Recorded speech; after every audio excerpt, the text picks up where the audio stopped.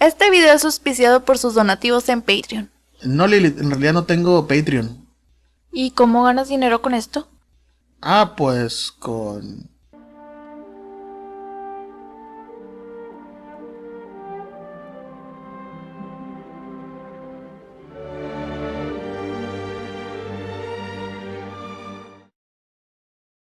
Mejor corre video.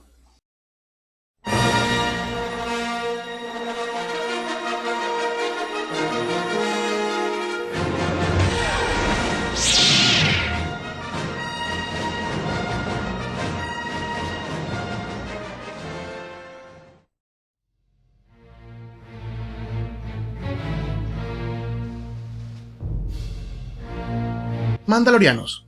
Guerreros, nómadas, mercenarios, cazarrecompensas. Hay muchas maneras de describirlos, aunque unas u otras han cambiado con el paso del tiempo, ya sea que nos refiramos a tiempo en el mundo real o tiempo dentro de la continuidad de Star Wars. Pero es algo hasta cierto punto comprensible, ya que estamos hablando de una cultura que se ha manifestado a lo largo de todas las eras conocidas de la galaxia, algo de lo cual ni siquiera los Sith pueden presumir. Es por esta razón que en ocasiones pareciera que hablar de los mandalorianos es hablar de una sola raza, guerreros humanos divididos en clanes, unidos de vez en cuando por una causa mayor. Pero otras veces los vemos acogiendo a otras especies a sus filas, con las que terminan compartiendo su cultura. También a veces son un pueblo, otras son una nación, a veces tienen un mundo, otras son nómadas, a veces tienen un líder, y otras muchas veces vagan solitarios por miles de mundos.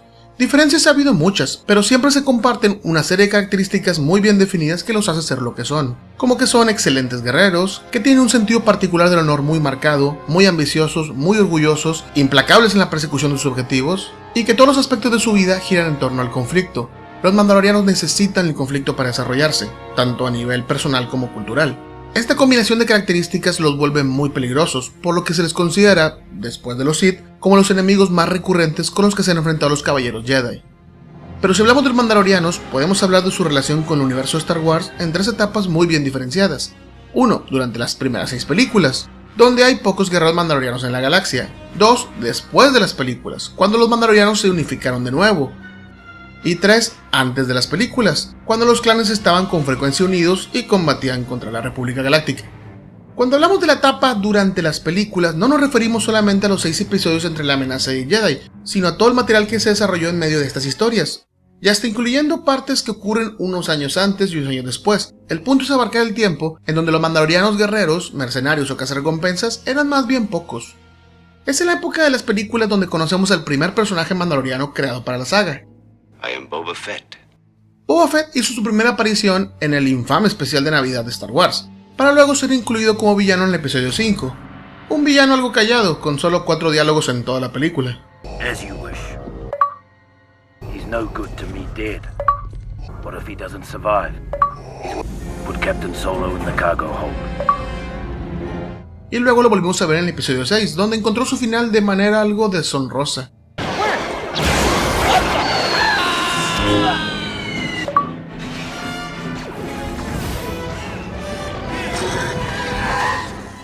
Pero el personaje fue tan popular que impulsó la creación de cómics, novelas, videojuegos, figuras de acción, su integración al episodio 4 en la edición especial, ya que antes el personaje no aparecía en esa película, y hasta regresó de su supuesta muerte en el regreso del Jedi.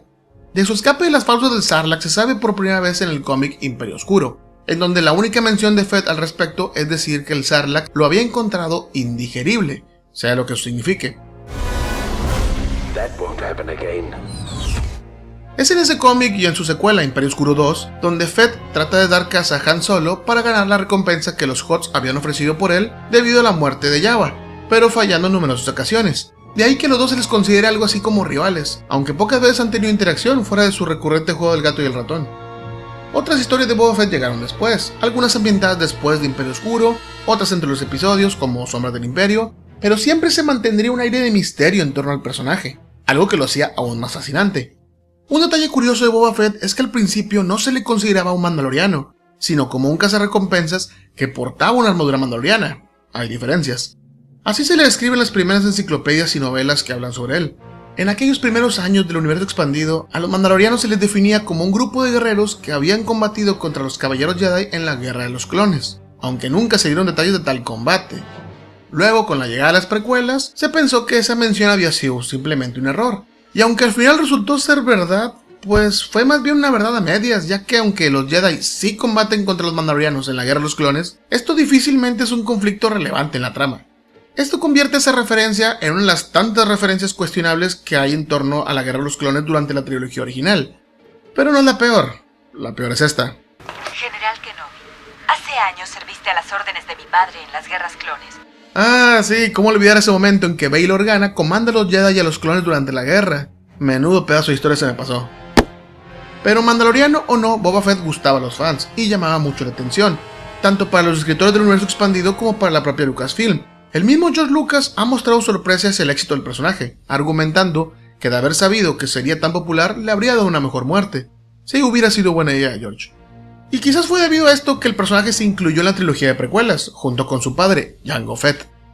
Jango Fett es para la trilogía de precuelas lo que debió haber sido Boba Fett en la original, un villano secundario sí, pero al mismo tiempo un personaje importante para la saga. Afecta directamente la trama, tiene más diálogos, más escenas de acción y sobre todo tiene un final digno.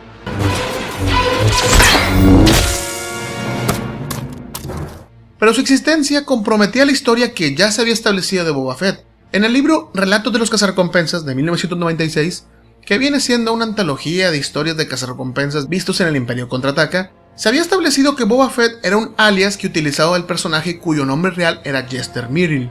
Esto claramente entra en conflicto con el episodio 2. Si Jango Fett es el padre de Boba Fett, ¿cómo podría ser ese el nombre falso cuando comparten el apellido? Es muy difícil de creer. Pero la respuesta a esta discrepancia vino en el cómic Temporada de Caza, donde conocemos a un joven Jango Fett perteneciente a una familia de granjeros que se ve involucrado en la lucha entre dos grupos mandalorianos, los verdaderos mandalorianos, que solo es un nombre, no hay que hacer suposiciones al respecto, dirigidos por Jester Mirril, y la Guardia Letal, dirigidos por Tor Vizsla.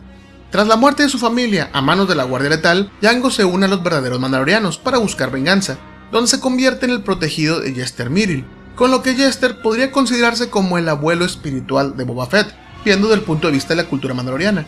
Así, viendo la relación entre los tres personajes, no es difícil suponer que los relatos de los cazarrecompensas es la versión de una persona que asumía que los tres eran uno mismo. Jango acompañó a los verdaderos mandalorianos en muchas campañas y se convertiría en un valioso miembro de ese grupo, hasta que un par de enfrentamientos más con la Guardia Letal le costaría la vida a Jester Mirril y luego al resto de los verdaderos mandalorianos en una trampa que los hizo enfrentarse contra los Caballeros Jedi, que por cierto eran dirigidos por Dooku. Pero Jango sobreviviría para vengarse de Tor Vizsla y casi exterminar a la Guardia Letal, aunque al final se quedaría solo, como uno de los pocos mandalorianos restantes, y se convertiría en cazarrecompensas para sobrevivir en una galaxia que al parecer ya no tenía lugar para él. Las habilidades como cazarrecompensas de Jango lo hicieron llamar la atención de los Sith, que buscaban un modelo para el ejército de clones que en el futuro serviría para la República.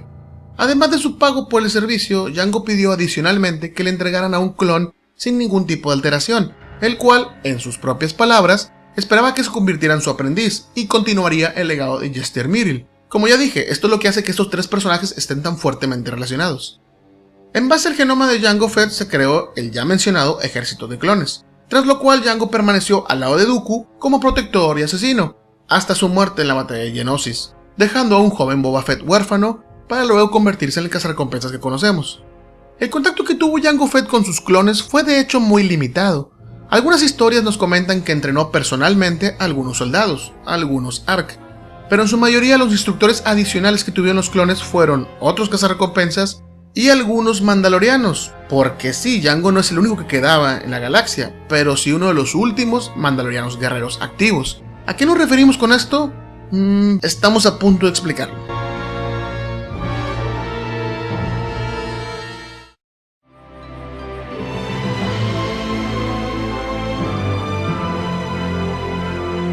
Los verdaderos mandalorianos, la Guardia Letal, Jango y Boba Fett, y algunos otros como Kal Skirata, que aparecieron en las historias en torno a las precuelas, no eran los únicos mandalorianos que había en la galaxia.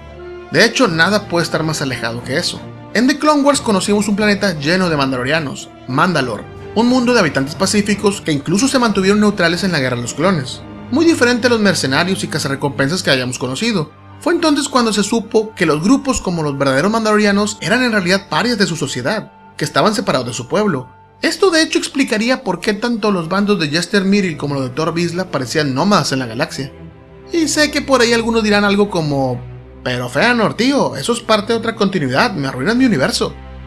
Bueno, cierto, quizás The Clone Wars sea parte de la continuidad Disney, lo que ahora se considera canon, a diferencia de las anteriores historias. Pero hay que recordar que el reemplazo de la continuidad, todas las historias que pasaron a formar Legends, fue en el 2014, cuando la serie de Clone Wars comenzó en el 2008, así que al principio la serie estaba alineada con la continuidad que se tenía en ese entonces. Esta es la razón por la que al final del episodio 2 Anakin terminará como Padawan, mientras que al principio de Clone Wars ya es un caballero Jedi.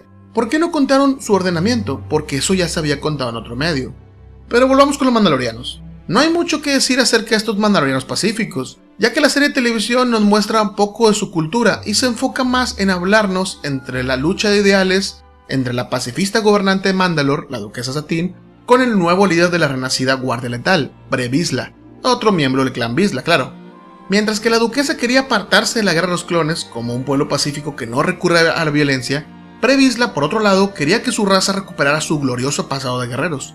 Pero ambos limitaban los enfrentamientos uno contra el otro, ya que Satine no quería recurrir a la violencia para detener a su enemigo, al mismo tiempo que Vizsla no quería atacar a quienes aún consideraba su pueblo. Pero la lucha entre los dos se volvió más directa cuando Vizsla se alió con los Sith. Bueno, con Darth Maul y su hermano aprendiz. No estoy seguro si se consideran Sith como tal. We are Sith. Ok, vale. Maul terminó asesinando tanto a Satine como a Vizsla y se proclamó como líder de los mandalorianos, provocando una guerra civil entre los que eran leales a él y los que lo rechazaron como líder. Al final los miembros supervivientes de la Guardia Letal no tuvieron más opción que pedir ayuda a la República, lo que haría que dejaran de ser neutrales en la guerra. No sabemos el destino final que tuvo Mandalore debido a estos hechos, pero por lo que se conoce en la serie de televisión Rebels, Mandalore no solo es parte del Imperio Galáctico, sino es lugar de una academia imperial, así que o la República sí fue en ayuda del planeta y lo anexó a su gobierno, o, lo que podría mantener otras historias mejor alineadas, el Imperio impuso el orden en Mandalore una vez que se formó. Pero claro, esa es especulación, tomen sus conclusiones. El planeta Mandalore tuvo además otras implicaciones durante la Guerra de los Clones. En los días finales de esa guerra, algunos clones del Escuadrón Omega y otros ARC fueron tomados como miembros del clan Skirata, lo que los convertiría en mandalorianos. Posiblemente fue Kal Skirata el único mandaloriano que veía a los clones como parte de su cultura, llegando incluso a construir un monumento en honor a todos los clones que murieron durante la guerra. Todos los clones y solo a un caballero Jedi. Bueno, mejor dicho, una. Si hacemos un salto a después de las películas, tenemos que después de Imperio Oscuro, con la muerte definitiva del emperador y la formalización del nuevo gobierno conocido como la Nueva República, los mandalorianos se retiraron de escena por un tiempo, pero volverían cuando los Yuuzhan Vong contratarían sus servicios para atacar a la República.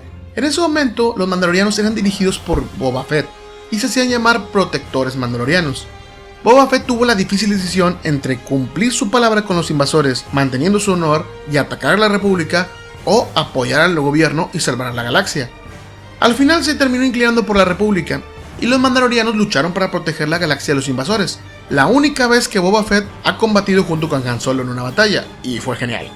Después de la guerra de Yuuzhan Vong, los mandalorianos se mantuvieron al margen de los conflictos galácticos de nuevo, al menos hasta la Segunda Guerra Civil Galáctica.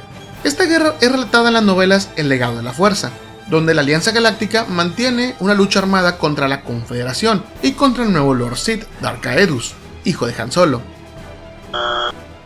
Hijo equivocado. Aunque Boba Fett declara Mandalore como neutral, la muerte de su hija a manos de Caedus lo lleva a involucrarse de forma personal, entrenando en las artes de combate mandalorianas a Jaina Solo, la hermana del Lord Sith, para que pudiera enfrentar a su hermano, quien era más poderoso que ella. Gracias al entrenamiento de Boba Fett, Jaina pudo vencer a Caedus y terminó la guerra. Pero además de esa historia, las novelas presentan un arco argumental adicional en donde Boba Fett trata de buscar la cura para una enfermedad degenerativa causada por su condición de clon. Al parecer no se salvó de un defecto genético debido a eso. En la serie de novelas Destino de los Jedi, los mandalorianos son contratados, esta vez por la Alianza Galáctica, para mantener bajo control el Templo Jedi. Puede parecer una contradicción, ya que la Alianza y los Jedi siempre han sido prácticamente aliados, pero con el nombramiento como jefa de estado de la ex imperial Natas Idala, las fricciones entre la Orden y el gobierno comenzaron a darse, y llegaron a situaciones que no tuvieron reparación. Para los que leyeron la serie de cómic Legado, quizá les haya parecido curioso cómo da a entender que la Orden Jedi y la Alianza no son tan unidos como cabría esperarse. Bueno, fue debido a esto. Boba Fett aparece brevemente en Destino de los Jedi, en lo que sería su última participación, cronológicamente hablando, en Legends, pero los mandalorianos volverían a aparecer de nuevo en la ya citada serie de cómic Legado, donde la Alianza los contrata una vez más para defenderse de los ataques de un renacido Imperio Galáctico aliado con una renacida Orden Sith. Pero una traición entre las filas de los Mandalorianos los llevaría de nuevo a casi su exterminio. Un superviviente, Ondokar, buscaría venganza en lo que no podemos llamar una historia buena porque la serie pasa mucho de ella. Y no lo podemos culpar, entre tantos personajes carismáticos nadie parecía estar interesado en el Mandaloriano, que aparte no era un Fett, que estaba buscando venganza por ahí. Después de esa historia, no sabemos el destino final de ese pueblo, que como ya se dieron cuenta pasó más a ser un grupo de mercenarios a sueldo que una raza de guerreros. Y es que en realidad el momento del Mandaloriano se había pasado ya, y eso hace mucho tiempo. Por suerte conocemos esas historias, y son de las mejores que tiene que contar ese pueblo.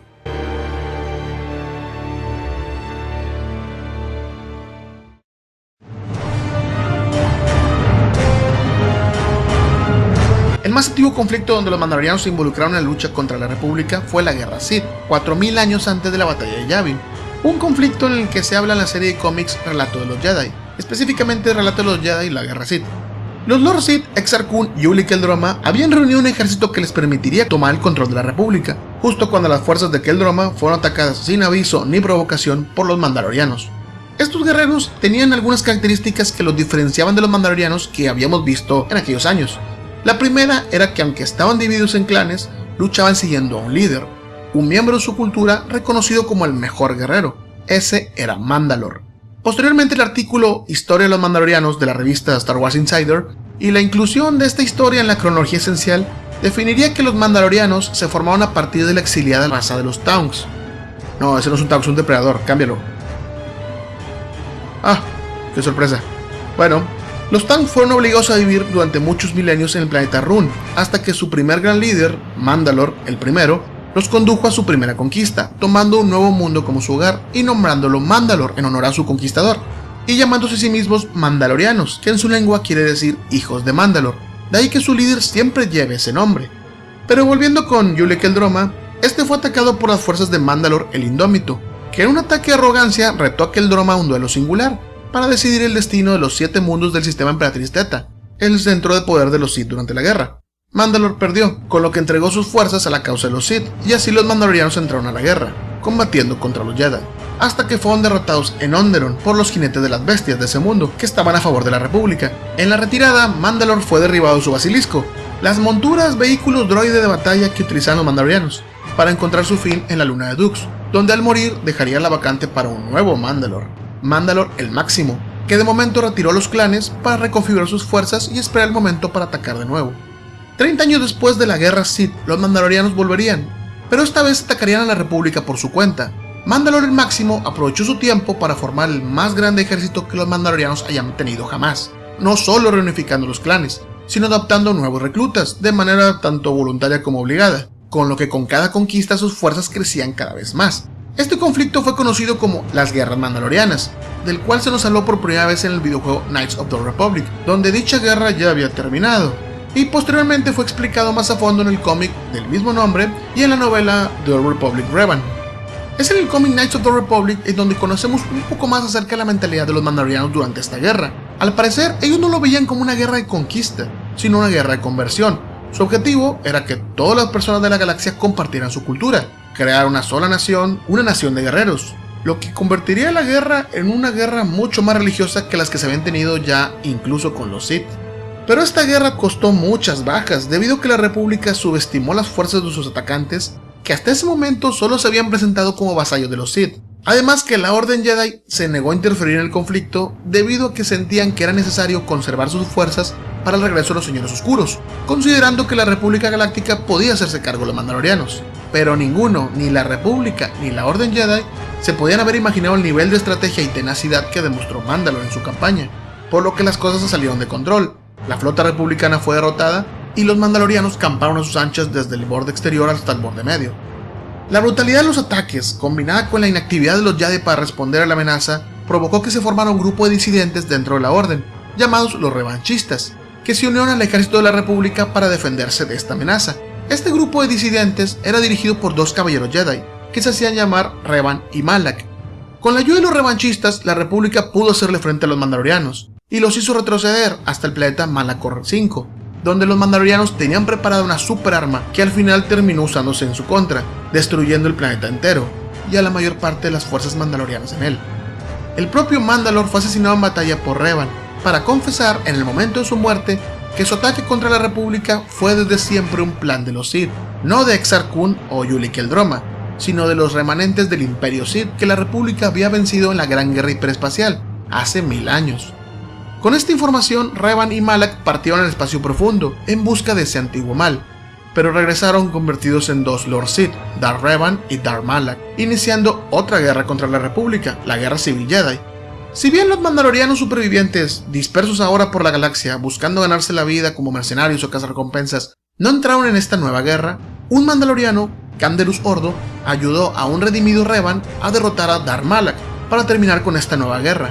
Con esto se dio una amistad entre los dos, y antes de partir nuevamente al espacio profundo para buscar de nuevo los Sith, Revan encomendaría a Canderous Ordo la misión de unificar los clanes mandalorianos para que lucharan del lado de la República contra este gran mal. Canderous cumplió su promesa y unificó los clanes, aún teniendo que enfrentarse a otros rivales que pretendían hacer lo mismo, lo que lo identificó como el mejor guerrero de los mandalorianos.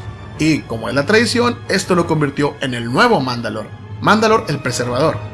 Pero aunque sabemos que esta relación entre mandalorianos y la República no iba a durar, fue gracias a Mandalor, que la República pudo derrotar al triunvirato Sith que surgió para unificar los restos de la armada que quedó tras la derrota de Darth Malak. Esto nos es contado en el videojuego Knights of the Republic 2 de Lord Sith, nombre largo, en el que sería la primera vez de no muchas ocasiones en que los mandalorianos ayudarían a la República, combatiendo contra un enemigo en común. Al pasar los años, tras la muerte de Canderous Ordo, de la que no conocemos detalles, no se reclamó el título de Mandalor por un tiempo. Parecía que los mandalorianos se habían adaptado a coexistir con la República, pero llegarían tiempos muy turbulentos en los que eso cambiaría. 300 años después de la derrota de Darth Malak, el gran temor de Revan, los Sith regresaron del espacio profundo, con la forma de un poderoso imperio, atacando a la República y comenzando una guerra a gran escala que se extendió por décadas, conocida como la Gran Guerra Galáctica. Los mandalorianos se mantuvieron apartados de la lucha en un principio, y aunque el imperio intentaba reclutarlos para que lucharan por ellos, muchos mandalorianos lo rechazaron, lo que obligó a los Sith a cambiar de estrategia. Aunque no estaban interesados en la lucha entre República y el Imperio Sith, los mandalorianos aún mantenían su cultura guerrera, y participaban constantemente en combates de gladiadores, en arenas como la de Geonosis, para ganar fama y fortuna, que son marcas de honor en su cultura. Allí el imperio utilizaría a un mandaloriano como una herramienta para controlarlos a los demás, arreglando los combates para que el guerrero pareciera invencible y esparciendo su fama para luego nombrarlo Mandalor, el nombre designado para el mejor guerrero de la galaxia, el que estaba destinado a regir sobre todos los clanes. Ya habían pasado siglos desde que los mandalorianos tuvieron un líder al cual seguir, y como la orgullosa raza que son, no olvidaban las leyendas de los Mandalors que los hayan precedido. Así que el plan de los Sith resultó, y cuando este nuevo Mandalor llamó, todos los clanes acudieron a servir a su nuevo amo. Con la ayuda de los mandalorianos, la Gran Guerra Galáctica se inclinó a favor del Imperio, hasta que los contrabandistas independientes se unieron a la República, equilibrando las cosas nuevamente, lo que a corto plazo trajo un periodo de paz entre la República y los Sith. Por supuesto, el mandato del llamado Mandalor el Menor no podía durar, y fue asesinado por otro miembro de su raza, quien se convirtió en el nuevo Mandalor, Mandalor el Justificado, que mantuvo su alianza con el Imperio Sith hasta el final de esa guerra, o al menos es lo que asumimos, ya que eso ocurre durante el videojuego multijugador masivo online The Old Republic, el cual hasta ahora no tiene un final muy definido. Por lo pronto tenemos que dejar ese periodo ahí. Entre los años 2000 y 1000 antes de la batalla de Yavin, comenzó un periodo conocido como las Nuevas Guerras Sith, donde tras una disidencia masiva del Orden Jedi surgieron numerosos Lord Sith, que reclamaron parte de la galaxia, combatiendo tanto con la República y los Jedi como entre ellos mismos, por casi 1000 años. Conocemos poco de ese periodo porque pocas historias lo han explotado, pero por la nueva cronología esencial sabemos que los mandalorianos no combatieron del lado de ningún Lord Sith, sino que por el contrario defendieron su territorio del avance de estos. Pero tras el final de estas guerras, después de la campaña rusa, la raza de guerreros comenzó a preparar sus fuerzas una vez más. 730 años antes de la batalla de Yavin, los mandalorianos declararon la guerra nuevamente contra la República. No tenemos una historia que hable de esta lucha, pero es referenciada en una de las novelas juveniles de The Clone Wars y en el libro El Código de las Cazarrecompensas, que tiene una sección hablando de mandalorianos. El resultado de esta guerra fue la casi completa devastación del sistema Mandalor, con la mayor parte de la superficie de su mundo convertida en un desierto inhabitable, y provocando un cambio en la cultura de los supervivientes que a partir de ese momento optó por el camino a la paz para sobrevivir. Es decir, se convirtió en la sociedad que vimos en The Clone Wars, con los pocos guerreros que quedaron aislados de su pueblo, despreciados y vistos como parias, conectándonos con la historia que ya habíamos hablado antes. La cultura guerrera mandaloriana se preservaría a través de estos guerreros nómadas sin patria, como los verdaderos mandalorianos o la Guardia Letal, e incluso perduraría más que sus hermanos pacifistas, y seguirían presentes en los conflictos galácticos, pero nunca llegaron a ser una amenaza tan grande como lo fueron sus hermanos en los tiempos de la Antigua República, pero aún así serían recordados como uno de los más grandes enemigos de los Caballeros Jedi, y siempre habría una relación tensa entre los dos por los conflictos que en no pocas ocasiones los habían puestos uno contra el otro.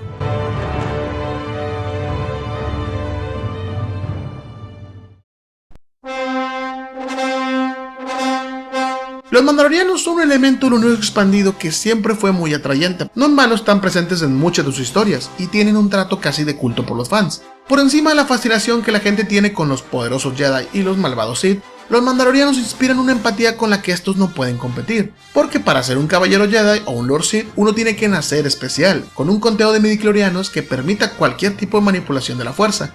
Pero para ser un mandaloriano, uno solo tiene que querer ser parte de su cultura, querer ser curtido en el conflicto y moldeado por la guerra. No es de extrañar que esta forma de vida sea tan llamativa, tanto dentro como fuera de las historias, donde incluso los Jedi han sido seducidos por este estilo de vida, y pasado a formar parte de esta cultura guerrera. Puede que haya habido muchos cambios desde las campañas de los clanes, hasta cuando quedaron solo un puñado de guerreros esparcidos por la galaxia. Pero una cosa es cierta, su cultura guerrera siempre prevalecía. Y aunque en el nuevo canon el futuro de esta raza sea incierto y eso dependerá del trato que Disney le dé a personajes como Boba Fett o Sabine, aún así los mandalorianos no requerirán historias adicionales para ser recordados, y siempre serán una de las razas, cultura, especie favorita de los fanáticos de Star Wars. Por lo pronto llegó el momento de despedirnos. Espero les haya complacido este video a los que lo solicitaron, y aunque estoy consciente de que falta mucha información de los mandalorianos, espero que entiendan que no puedo hablar de cada cosa porque este video se hubiera extendido aún más, cuando ya de por sí quedó bastante largo. Así que tenemos que dejarlo aquí, y solamente pedirles que si quieren que hablemos de otra cosa más específica sobre alguno de los mandalorianos o alguno de las guerras que hablamos, coméntenlo y nos daremos tiempo a realizar algo al respecto. Por lo pronto es todo, me despido, mi nombre es Feanor, nos vemos en la próxima.